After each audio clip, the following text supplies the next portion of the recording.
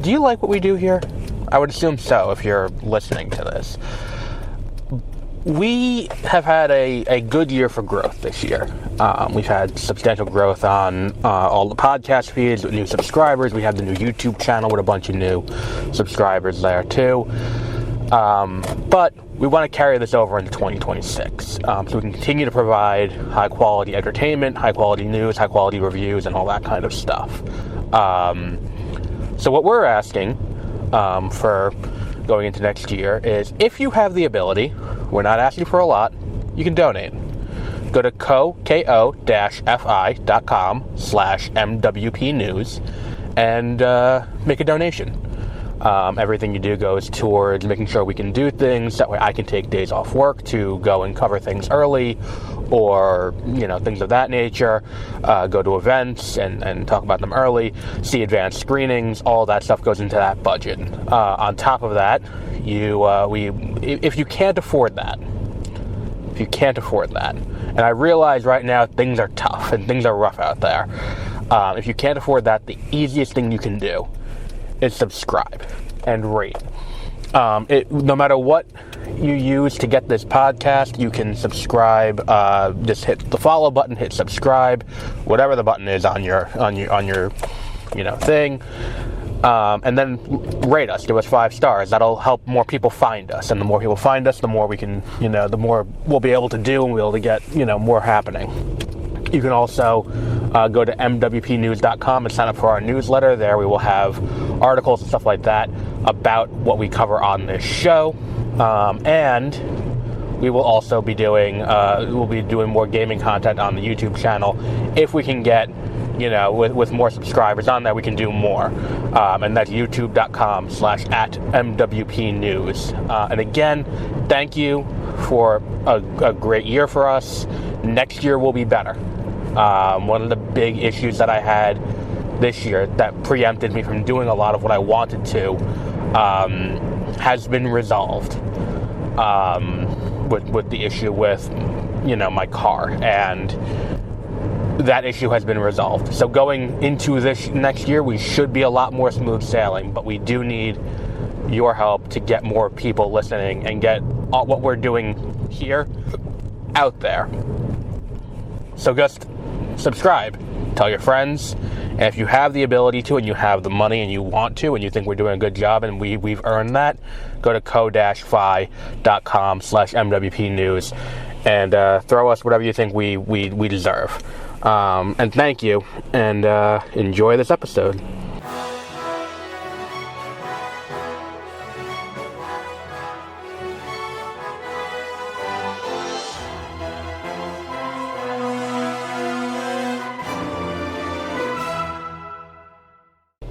Good morning, Happy New Year, and welcome to Exploring Hyperspace Lanes. I am Adam. News time. So, over the weekend, news broke that, not over the weekend, it was yesterday, on Tuesday. Puck News, I don't know how legitimate the source is, I didn't look into it too deeply, reported that, Kathleen Kennedy will be stepping down, and Dave Filoni, and I forgot who the other person is, will be taking their place. And what I'm going to call it the gun scenario, because it's kind of the same thing that happened at Warner Brothers for DC Studios. Walter Hamada was fired, I believe. Then when Hamada was fired, what ends up happening is they put in Peter Safran, who is kind of like not the story side of things. He's kind of the logistical side of running the studio, and James Gunn, who's kind of like the head story. And I forgot who the other person is, and that's my bad. I did not write it down. But the lead person who's in charge of story will be Dave Filoni under this name. Now, let's just, put this out there. We have been hearing that Kathleen Kennedy is going to be fired or let go as the head of Lucasfilm for Disney bought them in 2012, and I think she was named in like 2012 or 2013. So we've been hearing about this for about 13 years now.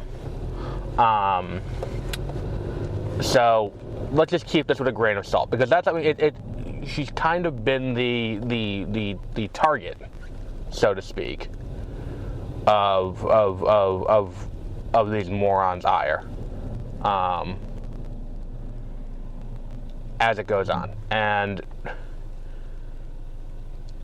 right or wrong, I don't think that, like, she is, you know, she's not 100% to blame for anything that happened at Lucasfilm. And a lot of decisions I've liked, some I haven't. Some have been reactionary in a way that is not great for overarching stories. Some have been, you know, but like any studio head, there are ups, there are downs. Not everything is 100% bad or 100% good, and there's nuance to it. Nor is everything 100% her fault. Yes, the studio head is the person at the top of the hierarchy, but at a certain point, it's like, is the goal here to let people tell the story they want?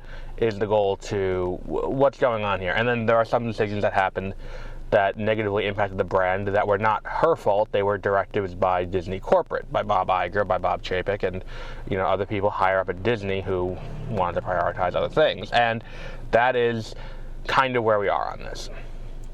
And in that same vein, where it's like there's nuance to whether or not Kathleen Kennedy was a good studio head or not, and that's a story for another day. And I think some deeper investigative reporting in the style of that MCU book that came out a few years ago is in order to get that answer. Here, the question becomes, you know, is Filoni a good choice for running Lucasfilm on the story side? And the answer to that is, I don't know, because there's a lot of things we don't know about when it comes to Lucasfilm at this juncture. We don't know what Lucasfilm's long-term plans are going to be. We don't know, and especially with what state is Disney Plus in. Disney Plus is clearly not investing to the degree they were in original content or original live-action content. And of that, Star Wars and Dave Filoni were kind of the flagship there. Like, The Mandalorian is no longer going to be on Disney Plus. It's going to be on, it's a theatrical release. Starting this year, we're going to have The Mandalorian and Grogu in theaters. And if it continues on past just this, you know, if it continues on past this movie, it will be theatrical. It will not be on Disney Plus. Andor is done after season 2, and that there were a few things there that led to that, but also part of it is it cost $600 million for 24 episodes of TV. The Acolyte got canceled. We've heard nothing about Skeleton Crew. Kenobi was a one and done. The Lando show is now a movie. It's just like all of these things that were announced to Disney Plus have been slowly fading away. The only thing left is Ahsoka. And then the animated show from Maul. And if that's what this is, I don't know what the long-term game plan here is. My concern, like, I'm more on the apprehensive side than I am the optimistic side of this, because Filoni is not someone, like, Filoni has a deep love of the original movies and a deep love of the prequels, and that rings true in everything we've seen him do. All the Clone Wars, Ahsoka, you know, everything. It's all about redeeming things that people don't like. The entire Clone Wars is a reclamation project for the prequel trilogy. And even like Rebels, like, he loves, and a lot of people love the original trilogy, but Rebels does provide some context for things that maybe don't make a ton of sense in the original trilogy because it wasn't, you know, thought out in 1977 and 1980. So there's a lot of context added there. And then also giving some people what they want, bringing in Thrawn, bringing in, you know. So here's my concern. Right now, there are 3 distinct theatrical eras of Star Wars. There's the prequels, the original trilogy, and the sequels. We've seen a lot in the prequel. We've seen a ton in the original trilogy. We have not seen a ton in the sequel era, the Rise of the First Order era, which is kind of a problem. we haven't quite gotten that. And my issue is, will this continue to be the issue going forward? Will we end up in a situation where we're just not going to have the original, like the sequels are not going to, you know, give us what we're looking for? And as we're getting closer and closer to the end of the 2010s, which is a weird sentence to say, but we are now more than halfway through the 2020s. We're now more than halfway through the 2020s. As we are now in 2026, 10 years, this year will be the 10th anniversary of Rogue One. Last year was the 10th anniversary of The Rise of Skywalker. And we know this year we have The Mandalorian and Grogu. Next year we have, Next year we have Starfighter, which will also coincide with the 50th anniversary of the franchise as a whole. And we do know we are getting that Rey movie. And also we have development on, you know, they are doing a for lack of a better word, or lack of a better title, an Heir to the Empire movie. Now, again, could this just be that Kathleen Kennedy is in her 60s or 70s at this point, and she's going to be retiring? And we've had this conversation before, where it's like, I don't think there is a producer working today with the, you know, with the pedigree to her name, between movies like Back to the Future, E.T. She was huge at Amblin for a while, Jurassic Park, like all those things. And then to go on to, I mean, even the original Indiana Jones movies and even the more recent ones, these are things that are going to give her a for lack of a better word, a platinum parachute when she retires. She will be making more money in her retirement off of residuals of these movies than most of us will make in our entire lives. And the fact that she's still there, I'm not entirely sure why. Because like, if I were her, I'd be like, all right, fuck you. You guys are gonna fucking mock me all the time and blame me for everything. Suck a dick. I'm gonna go into retirement. I'll camp out in my house with my piles of money, and you all can go fuck yourself and do this. But whatever, she's still there doing, you know, for whatever reason, she's still staying on board. Maybe she just wants to work. Who knows? Who cares? She's still there. And again, this is the person who was handpicked by George Lucas to run Lucasfilm when Disney acquired it. The idea that, like, maybe it is that, like, they sense a changing in the guard is coming, and they sense that big changes are coming in general, and you can't really hard reboot Star Wars because, unlike DC, unlike to an extent the MCU or other franchises, Star Wars is kind of a living document. This is a franchise that has a 50-year history in a way that very few other franchises actually do. The closest analog, but it doesn't have a continuous canon, would be like James Bond. Like, to an extent, you can't really, you know, you can't reboot Star Wars. And I think the fan backlash of doing like, oh, we're going to remake the original trilogy would be a problem. But if you're going to go in a new direction for the new show, for new movies and stuff like that, I think this is not, you know, this, you probably do want to get fresh blood in there doing that and being like, look, that was the old era, this is the new era. It's kind of the change of showrunner. Like on Doctor Who, when the Doctor regenerates and the showrunner doesn't change, it feels like a continuation of more of the same. Every once in a while you'll get these hard shifts, 10 to 11, where David Tennant left and all the companions left and were reset, and they changed showrunners from from Russell T Davies to Stephen Moffat. And then when we come back for the first season with 11, you have Matt Smith, you have entirely new companions, you have an entirely new writing team. It feels like a soft reboot. The same happened when we went from Moffat to Chris Chibnall, and then again from Chibnall back to, you know, Russell T Davies. It is this, you know, this thing where it's like you want to get a hard break and start fresh. I get that. That said, I don't know that what we've seen from Filoni is quite that answer, because Filoni is a diehard fan, and for people who are huge fans of Star Wars and like certain things, that's good. But he's also a little navel-gazing. And I don't mean this in a negative way, and I know it's going to sound negative when I say it that way, but what he likes is not just the things that he grew up watching, and let's be honest, everyone who's a writer is influenced by the things they liked when they were 12, and that's just going to be something that's going to happen. And you just kind of get used to it. That, like, fiction inherently is an iterative art form, where it's like you are going to see things when you are a child, you're going to read things, watch things, play things, and then it's going to influence, not overtly a lot of the time, maybe subtly, it's going to influence what you are, what you're going to make next.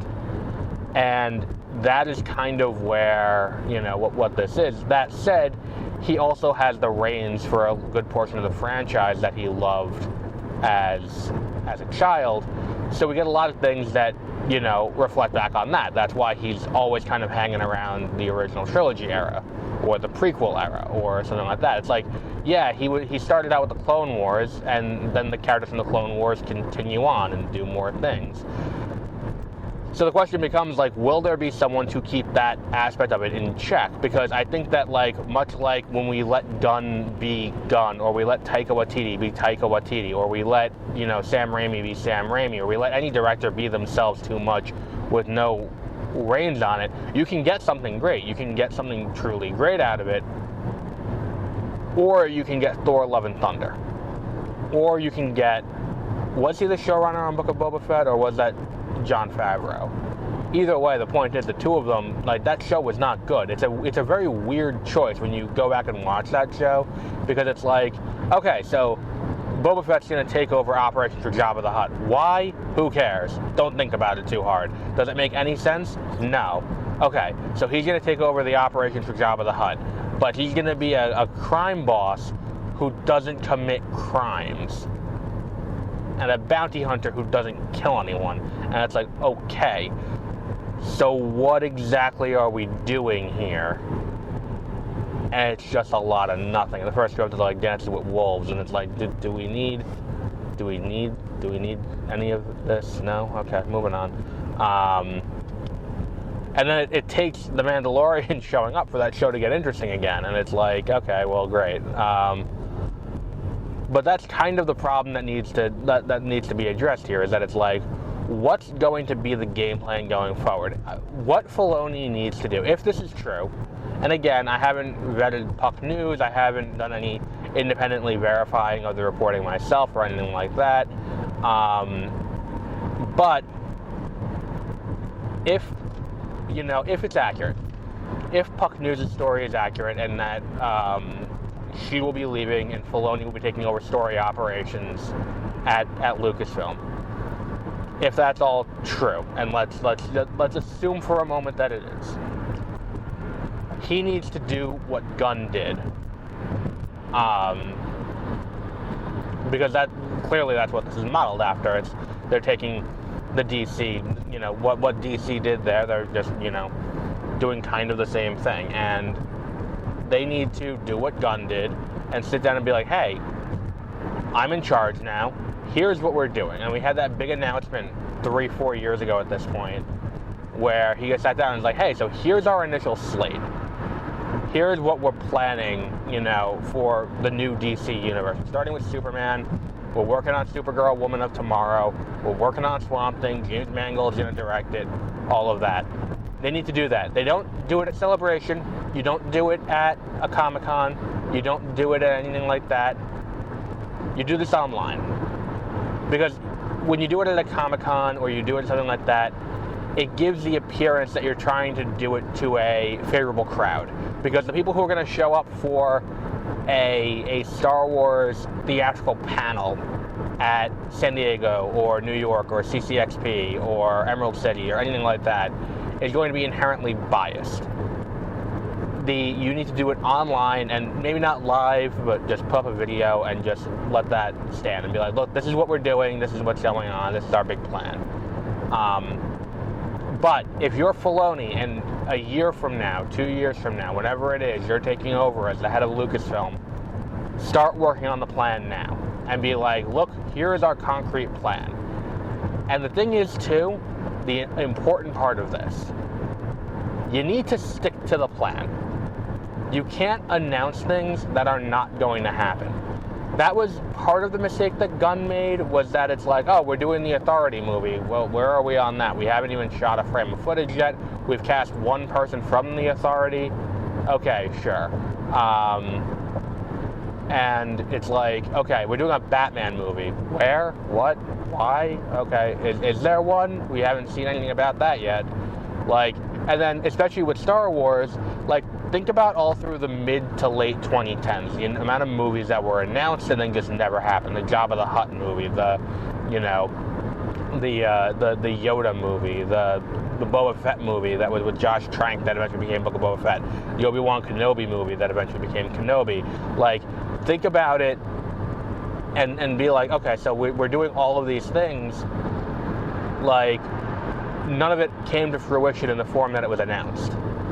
And that's something that's going to not instill confidence in your, what's what I'm looking for here, in your viewers. So the game plan has to be, before you announce this changing of the guard, have that ready. And when you announce the changing of the guard, be like, yes, here's Kathleen Kennedy, she's leaving, we're going to homage her for like a month, we're not going to step on her toes. And then as soon as she's, let a month pass, and then as soon as you're past that, and here's what we're doing next. Here is what we're doing next. The era of paralyzed indecision at Lucasfilm is over. Because that's what you need to do to reinstill confidence. Because it's like, the thing is, we've said it before, I don't know if it was on this show or if it was on 30-minute reviews. The minute you spend the money that you're doing and the amount of time that you spend on reshoots on a movie like a Star Wars movie or a Marvel or something like that, you are inherently opening yourself up to people thinking there's something wrong with the movie. The minute you start being like, okay, we're doing 6 months of reshoots. Okay, we're doing 3 months of reshoots. Even if it is something where it's like, hey, we shot it and then we're doing visual effects. And it's like, from a filmmaking perspective, building in reshoot time makes sense. Because a lot of times, we look at this and it's like, we see the finished product. We're like, oh, this is easy. Okay, great. But what about when it comes to go ahead, buddy. Are you letting me in or are you not? When it comes to making a movie like this, which is as visual effects heavy as it is, you gotta build in time to reshoot the things where the effects don't come out right. And that's kind of the thing that they do here, and that's why they have these okay, we're doing 3 months of reshoots, and it's like, why? Because they shot it, and look, I'm not saying this is 100% what the problem is, but sometimes it is just, hey, we shot this thing, we can't get it to look quite right, we need a different angle, hey, we built in this reshoot time, we contractually obligated the actors to return, this all makes sense. But it's bizarre to me that you need to, I think you need transparency, and I think that's something that needs to happen with this. This is what we're working on, this is what we're doing, and I'm not saying you need to release the scripts in advance, or you have to sit there and tell everyone 100% of what's happening in every movie, or anything close to that, but here's what's happening. Because the minute we start getting into, we are now 3 years removed from, it's been 3 Star Wars movies. Heir to the Empire, New Jedi Order, and Dawn of the Jedi. Not a single one of them has entered production. They announced all 3. Was that in 2022 or 2023? They announced all of those at Celebration. We have not seen anything from any of those. We have 2 entirely different movies, a Sean Levy movie, with Ryan Gosling, and what's the other one? And Mandalorian and Grogu. And look, it's good they're going back to theatrical, but you spent you used this big announcement at Celebration to be hey, this is what we're doing. come see what we're doing. This is going to be cool. These are the cool things we're working on. Enjoy. You can't do that and then be like, well, here we are 3 years removed, and you haven't even started shooting any of them yet. I don't even think they have scripts for most of these movies yet. Like, I don't think, because I'm thinking back, it's like, do they have a script for any of those 3 movies? I think they had one for the new Jedi Order movie. Because if I remember correctly, wasn't Damien Lindelof working on that one? And Charmin Obaid-Chinoy, and it's like, oh, okay, well, you had a script, but they haven't done anything with that yet. And granted, I will grant them this benefit of the doubt. I think that part of the reason why that one is not ready yet is because they don't know, that they haven't started shooting it yet, is because they kind of want to line that up for the 10th anniversary of the end of the, the prequels, the sequel trilogy. That would make sense and line up, because we are like 4 years out from that now, 3 years out from that now. So if they did do that, that would be something. But like, we have heard nothing about Dawn of the Jedi. In fact, we've heard nothing about Swamp Thing, which is James Mangold's other project. Like, we don't know what's going on with either of those. So where are we on these 2 projects? And that's kind of a big deal. That's kind of an important question that we need to be asking, because this is something, this is reasonably, this is a lot of money for a major company that's kind of in limbo. And we haven't really seen anything move on that. And isn't Mangold doing some other movie, like, between then and now? Because, like, I could have sworn he was doing another movie, because he just came off of A Complete Unknown. I feel like he had another movie lined up before that, and then it's like, so what are we doing here exactly? And then it's like, the question is, like, is this delay that they fired him after the failure of Dial of Destiny, and they just haven't gotten around to announcing that yet? And they haven't found a new director yet. Like, because again, we've seen Lucasfilm do this. Fire someone after the bad response to one movie that they did unrelated to Star Wars. And granted, at least this was within the same studio, but like, they fired Trevorrow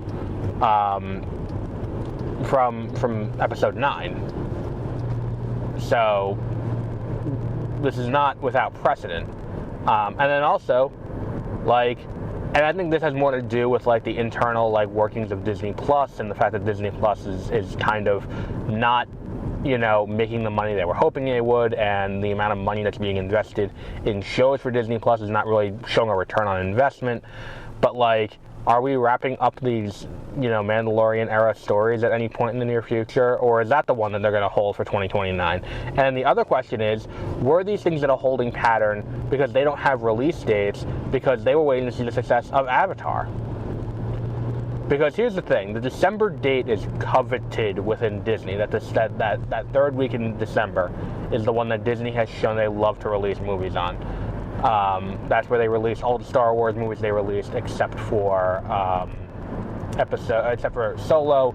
That was where they released Avatar, and now they've put Doomsday and Secret Wars there. So this year is Doomsday, next year is Secret Wars, 2028 is the next one. Are we getting Avatar 4? And if not, are we going to put a Star Wars movie there? And if not, is this going to be a new de facto date for a Marvel movie? Are they going to get rid of the November date? Because November is kind of crowded a little bit, a good amount of the time. Are they going to get rid of that early November date, make it a December date? These are all questions that we don't know the answer to. And is that why we don't have a movie release date yet? It's because they're waiting to see, after this year, how does that December date do for Marvel? All these things are things that need to be answered before we can move forward. But if Filoni's going to be in charge, I think he needs to kind of clarify some things, because the opaqueness of what goes on at Lucasfilm is definitely not helping the situation for them. They need to be forward about this. And the fact that they're not is part of the problem, and part of the negative perception that exists within this, from the outside world toward this studio. But we'll wrap up there for today. Hopefully Jojo will be on soon so we can talk about our predictions from last year. But until our next episode, have a great rest of your week.